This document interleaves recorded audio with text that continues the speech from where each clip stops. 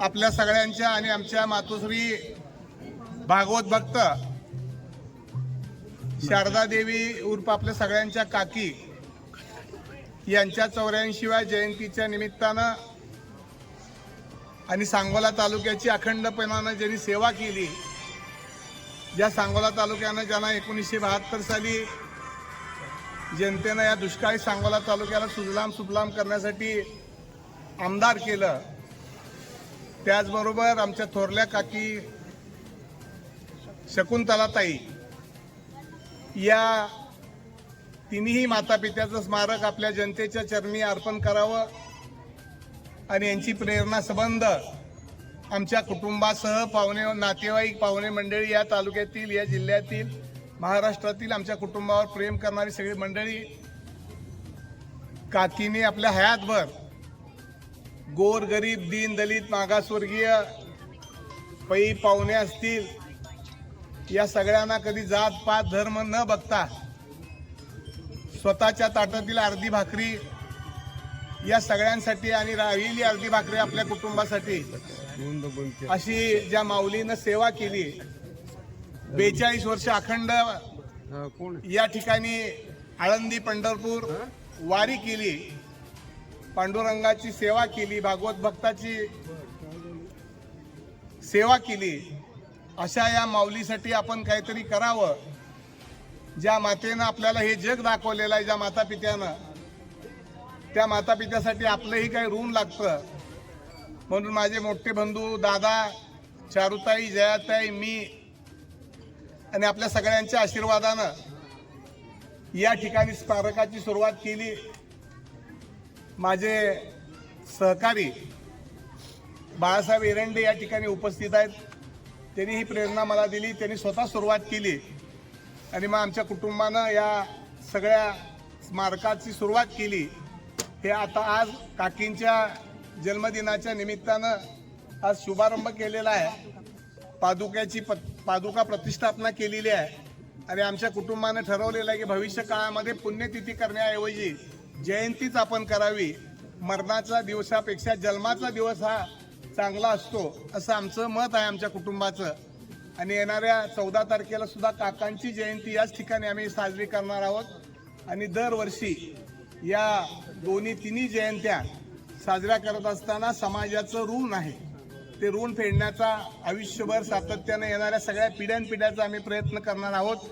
आपण एवढ्या मोठ्या संख्येनं या ठिकाणी सगळे गोर गरीब दीन दलित महाराष्ट्रातले सगळे नातेवाईक मंडळी हे सगळे या ठिकाणी उपस्थित राहिलेले आहेत. माझ्या माहितीप्रमाणे तालुक्याचे माजी आमदार शहाजी बापू यांच्या पत्नी आमचे रेखुताई, माझे मित्र सहकारी सुभाष नानांच्या पत्नी, त्यानंतर तालुक्याचे विद्यमान आमदार त्यांच्या पत्नी, या तालुक्याचे भाग्यविधाते माननीय गणपतरावजी देशमुख यांच्या पत्नी बाई, ही सगळी मंडळी या ठिकाणी उपस्थित झालेली आहेत. आपणही मोठ्या संख्येनं या ठिकाणी उपस्थित झालेला आहात.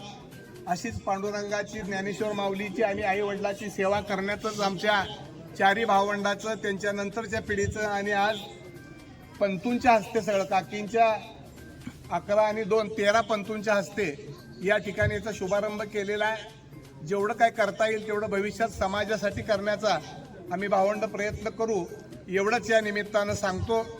नावं सगळेच पाहुणे मंडळींची नावं घेण्यासारखी आहेत, आलेल्या सगळ्या मंडळींची नावं घेण्यासारखी आहेत. अनेक मंडळी या ठिकाणी चुकून माझ्याकडून काही नावं राहिली असतील तर क्षमा मागतो. आपण सगळेजण आलात असंच प्रेम आमच्या कुटुंबावर भविष्य काळातही राहावं आणि अखंड हा हरिनाम सप्ताह ज्ञानेश्वराची पांडुरंगाची सेवा करण्याची ताकद आपल्या आशीर्वादानं परमेश्वरानं आमच्यामध्ये द्यावी एवढीच या ठिकाणी मनोभावे प्रार्थना करतो. या ठिकाणी काही भजनी मंडळी आलेली आहेत, आमचे बंडगर महाराज आहेत, ज्यांनी सगळं कष्ट घेतलेलं आहे या स्मारकासाठी. ती नावं आज भरपूर घेण्यासारखी आहे आणि याचा लोकार्पण सोहळा सुद्धा मोठा या राज्याचे आजी माजी मुख्यमंत्री नेते मंडळींच्या हस्ते घेणार आहे. त्याही कार्यक्रमाला आपल्याला निमंत्रण देतो. 14 तारखेला काकांच्या जयंतीला सुद्धा या ठिकाणी समाधी दर्शन सोहळा आणि कीर्तन असा कार्यक्रम 14ला आयोजित केलेला आहे. तर असंच आमच्या कुटुंबावर आपलं भविष्य काळामध्ये प्रेम राहावं आणि अखंड पांडुरंगाची सेवा करण्याची ताकद आपल्या माध्यमातून आम्हाला मिळावी एवढीच या ठिकाणी अपेक्षा करतो. कुणालाही स्वतः निमंत्रण दिलं नाही मोठ्या संख्येने सगळी पाहुणे मंडळी आलेली आहेत। सगळ्यांसाठी महाप्रसादाची व्यवस्थाही या ठिकाणी केलेली आहे आणि समोर जी माऊली माझी ज्या ठिकाणी राहिल्या त्यांचं स्मारक सुद्धा त्या रूममध्ये, जे आयुष्यभर त्यांनी ग्रंथ जपले, जी सेवा केलेली आहे ती सुद्धा रूम या ठिकाणी आहे। या कुटुंबाची डॉक्युमेंटरी आम्ही आता करायचा प्रयत्न करतोय। लवकरच 14 तारखेला जी सेवा तालुक्याची आमच्या कुटुंबानं केलेली आहे त्याची डॉक्युमेंटरी या ठिकाणी करणार आहोत। हे जे स्मारक आहे या स्मारकासाठी 5 एकर जमीन आमच्या कुटुंबानं या ट्रस्टला दान दिलेली आहे आणि भविष्य काळामधले जे आमचे संकल्प आहेत त्यासाठी गोरगरिबांच्या लग्नासाठी एक छोटंसं मंगल कार्यालय, त्याचबरोबर महिला बचत गटांच्या 1000 महिलांना एकत्रित बसून रोजगार देता येईल अशा पद्धतीचा एक हॉल, साधारणपणानं व्यायामासाठी एक 200 मुलं त्या ठिकाणी राहतील अशी अद्ययावत अशी एक तालीम व्यायामशाळा आणि गोरगरिबांच्या मुलांच्या अभ्यासासाठी एक 3 स्टार अशी अभ्यासिका असा मोठा प्रोजेक्ट या ठिकाणी आम्ही भविष्यकाळामध्ये राबवायचं ठरवलेलं आहे।